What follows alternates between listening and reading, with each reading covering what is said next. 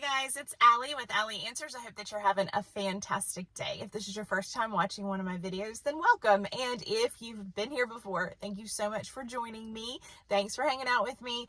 Most importantly, thank you for giving me a thumbs up, commenting down below, or sharing this video. And if you haven't yet subscribed, please do, so that it will alert you every time I upload. If you're like me, you hate wasting time. You don't have enough time to waste, and you especially don't have time to waste when you are a caregiver and you're trying to put things in place that are going to help your loved one. Number one, my favorite tip, you've probably heard me say this before, is if you're not using the portal, please use the portal. Most of us have the ability to get into the portal and to communicate with the doctors and not really worry about if our loved one is going to be seeing our messages. Most doctors now are using them, whether it's like the MyChart version or they have some other name. Believe me, I love the fact that I can remember that I need to tell the doctor something and it's 11 o'clock at night and I don't have to call the office. I don't have to leave a message and worry that someone's gonna not transcribe it correctly or not give the message to the doctor.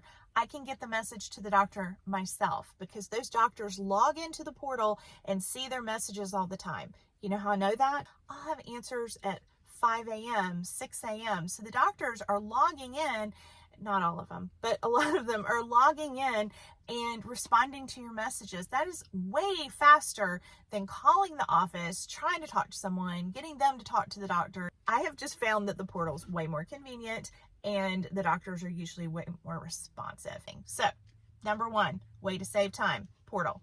Number two, very much near the top of the list, is if your loved one is in a hospital and they have told you that they need rehab, so care coordination is trying to send your loved one to a rehab center.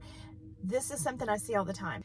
I know that things used to be different, but because of the way insurances are nowadays and trying to get approval for rehab through your insurance, and if you have straight Medicare, it's totally different than if you have a Medicare Advantage or replacement plan. So here's the thing. Sometimes the care coordination team will tell you, I'm going to send you the information about which nursing home rehab you want your loved one to go to. And families will get in the car and they'll drive around and go look at places and tour as if it's an assisted living, trying to choose the best one for their loved ones. Here's why this is a waste of time. Most of the time, they will send you a list with, let's say, 5 places. 3 of them don't take your loved one's insurance. Out of the 2 that do, 1 doesn't have a bed. I'm just telling you, this is what I see all the time. So if you get in the car and drive around, your time, in my opinion, is better spent with your loved one at the hospital.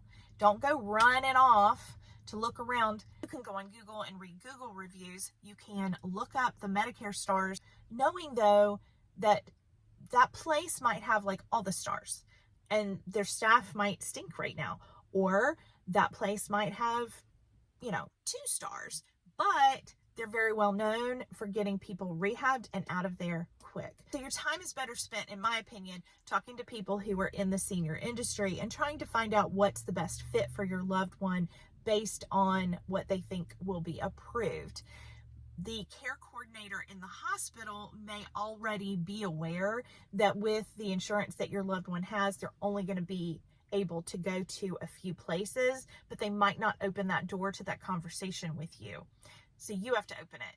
So that's really number 3, is communicating well with anyone who's helping you with your loved one's care. You have to be the person who opens the door and says, listen, I know that my loved one has XYZ insurance and we've had problems getting him approved for a rehab in the past, or I know someone who's in that situation.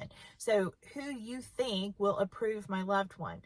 Most people who've been in that role for any period of time will then tell you who they think will approve. Someone who's been there for a while and really understands how things work is more likely, I think, to give you information that's helpful. Maybe this is the first time you've ever helped someone get to rehab. Maybe you've never helped your grandparent or your sister.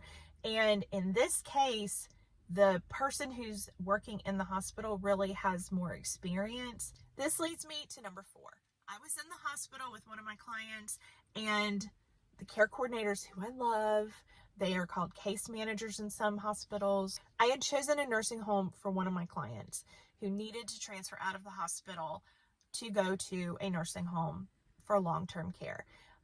I chose the place based on proximity to people that care and would visit, and I know the people at that building. I already knew that she was going to be accepted there and spoken with admissions. The care coordinator at the hospital, though, did not get a response within a very short period of time. I mean, it was like a couple hours that she had not gotten an answer from admissions. And so she called me and said, well, what other options do you want to look at? And I was like, I don't want to look at any other options. This is where this person is going. And she's like, well, would you want to call this national locator company that might be able to help you find an alternative? What? This national locator company that she mentioned is actually designed to help people find senior living. And as you know, I really like using local locators because I think that someone who goes in and out of these buildings on a daily basis and knows the people that work there is going to do a better job at giving you direction. But that's besides the point, because this person that I am helping is only going to be able to go to a nursing home. They can't go to regular senior living. And this locating company that they were going to have me call was going to be a huge waste of time. I knew that, but a family member who's there in the hospital with their loved one might have chosen to go down to the waiting room and spend hours on the phone dealing with nonsense that is not going to end up helping anyone when they could have been sitting beside their loved one spending time with them. That frustrates me.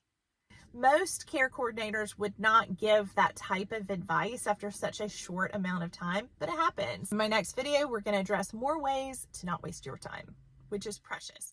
Thank you so much for watching. I enjoyed hanging out with you today, and I look forward to seeing you next time. Bye-bye.